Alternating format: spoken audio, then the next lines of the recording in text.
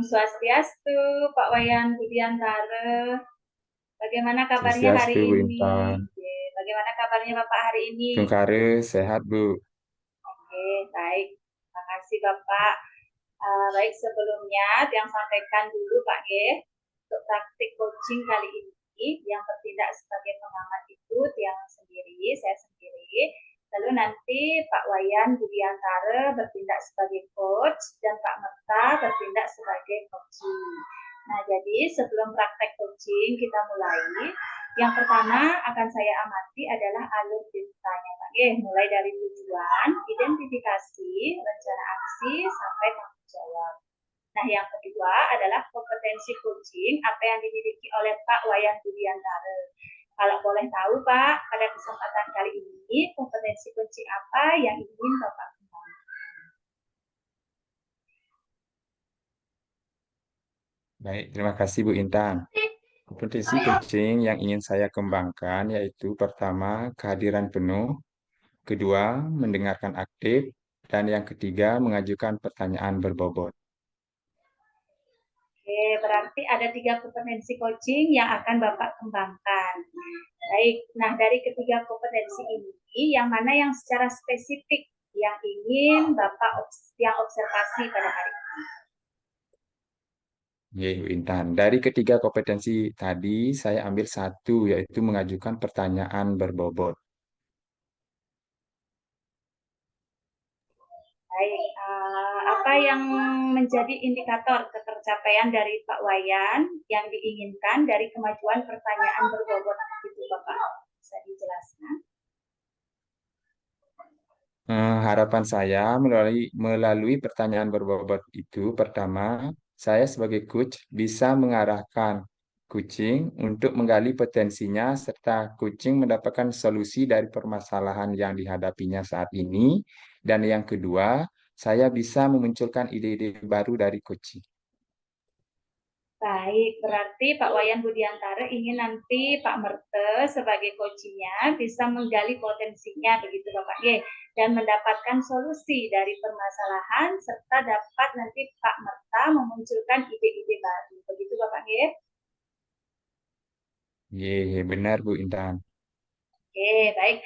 Untuk waktunya saya persilakan kepada Bapak Wayan Budiantara dan Pak Merte untuk memulai praktek coachingnya. Waktu dipersilakan. Baik Bu, terima kasih atas kesempatannya.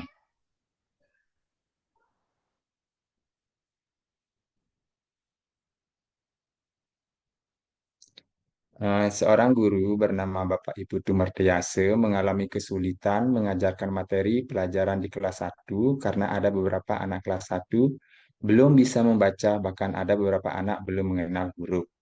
Nah, fokus coaching adalah untuk membantu guru merencanakan pengembangan kemampuan fondasi literasi untuk anak kelas 1 agar bisa mengikuti dan memahami materi pelajaran. Nah, di mana tujuan umumnya, tahap awalnya, di mana kedua pihak coach dan coaching menyepakati tujuan pembicaraan yang akan berlangsung. Idealnya tujuan ini datang dari coaching.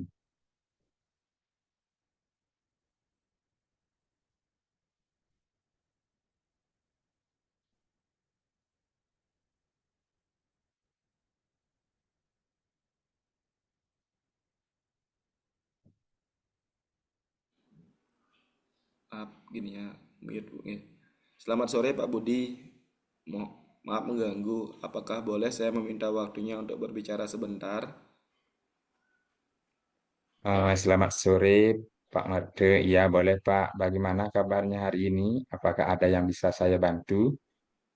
Kabar saya baik Pak, Astungkara sehat.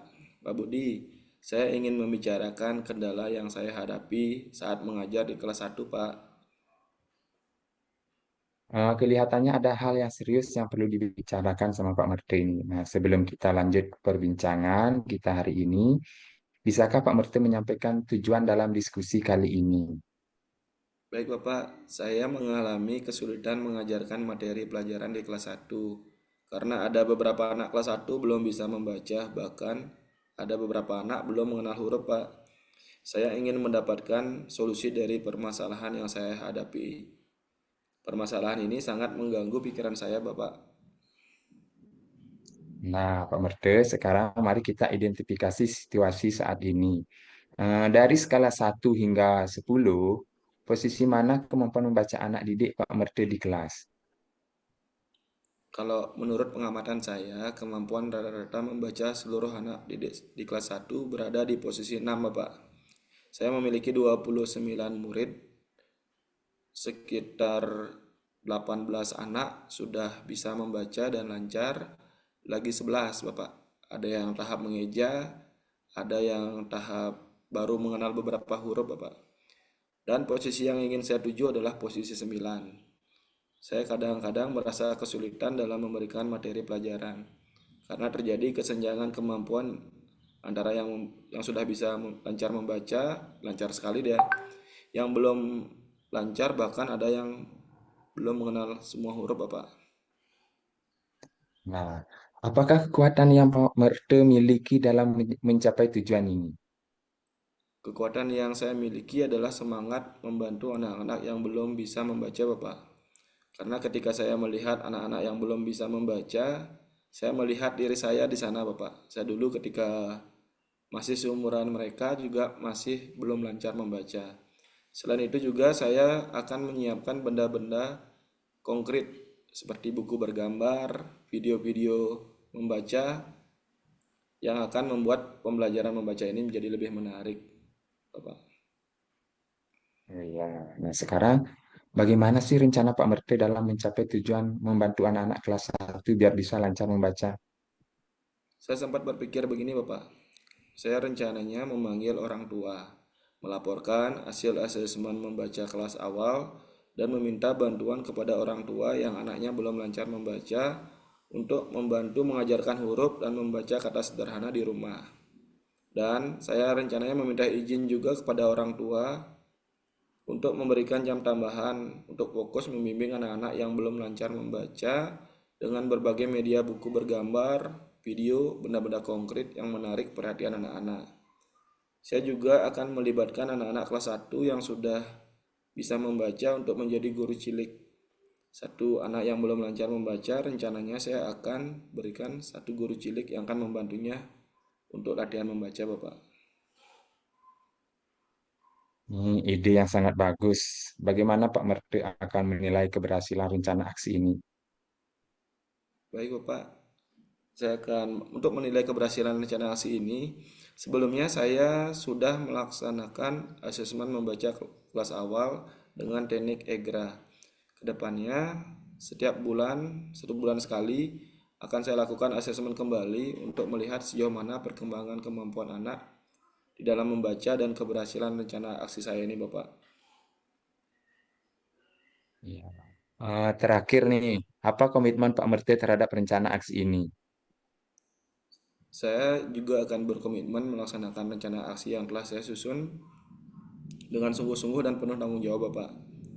Jika saya mengalami hambatan, saya akan mencari solusinya. Terus bagaimana dengan dukungan yang mungkin Pak Merte butuhkan? Yang pertama, dukungan yang sangat saya butuhkan itu dukungan orang tua, Bapak, terutama untuk anak-anaknya yang masih belum lancar membaca. Karena fokus kita kan anak-anak itu dominannya di rumah, Pak, di sekolah kan sebentar. Terus yang kedua, saya juga akan mendiskusikan perkembangan anak-anak itu kepada kepala sekolah dan mungkin meminta masukan dari rekan sejawat. Bagaimana mungkin rekan sejawat pernah mengalami hal yang sama dengan saya, mungkin punya trik-trik yang gitu untuk membantu anak-anak lancar membaca. Bagus itu Pak Merte ya. Semoga semua berjalan lancar. Mari kita jadwalkan pertemuan lagi setelah Pak Merte mencoba pendekatan ini. Saya ini sangat penasaran dengan hasilnya nih Pak Merte. Ya, terima kasih banyak atas bantuannya Pak Budi. Saya akan mencoba melaksanakan rencana aksi ini dan bulan depan saya akan kembali melaporkan bagaimana perkembangan anak didik saya setelah saya melaksanakan aksi nyata ini, Pak Budi. Baik, sama-sama Pak Merte. Semangat untuk mencoba dan ingat Anda tidak sendiri dalam proses ini ya Pak Merte ya. Semangat. Ya Pak Budi, terima kasih. Ya, terima kasih kembali Pak Merte. Baik, terima kasih Pak Wayan Widiantara dan Pak Merte yang telah melakukan praktik coaching tadi. sudah terlihat jelas kemitraan antara Pak Wayan dan Pak Merta. Nah, di sini saya akan menyampaikan ya hasil pengamatan yang telah saya lakukan tadi berdasarkan praktek coaching yang Pak Wayan dan Pak Merta lakukan. Baik, yang pertama, rencana aksi sudah dapat jelas tahapan yang dipancing dari pengajuan pertanyaan-pertanyaan tersebut. Kemudian Coach Pak Wayan sudah memberikan pertanyaan yang membantu untuk Coach dapat melaksanakan komitmen dari apa yang sudah direncanakan sebagai bentuk tanggung jawabnya. Kemudian tadi di awal Pak Wayan juga mengatakan bahwa ingin mengembangkan kompetensi tentang pertanyaan tersebut. Jadi saya sudah amati bahwa tampak sekali tadi Pak Wayan Budiantara sudah mengajukan pertanyaan ke Bogor sehingga dapat memunculkan potensi dari Pak Merta selaku coaching sehingga ia dapat solusi atas permasalahan yang ada.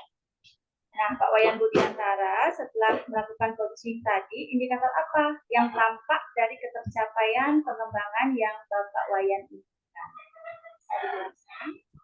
Baik, Bu Intan.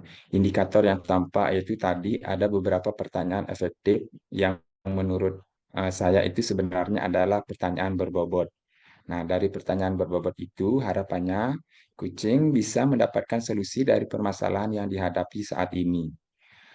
Kucing juga bisa memunculkan ide-ide segar untuk pembelajaran membaca permulaan. Tadi sudah nampak ada beberapa ide baru yang dimunculkan oleh kucing.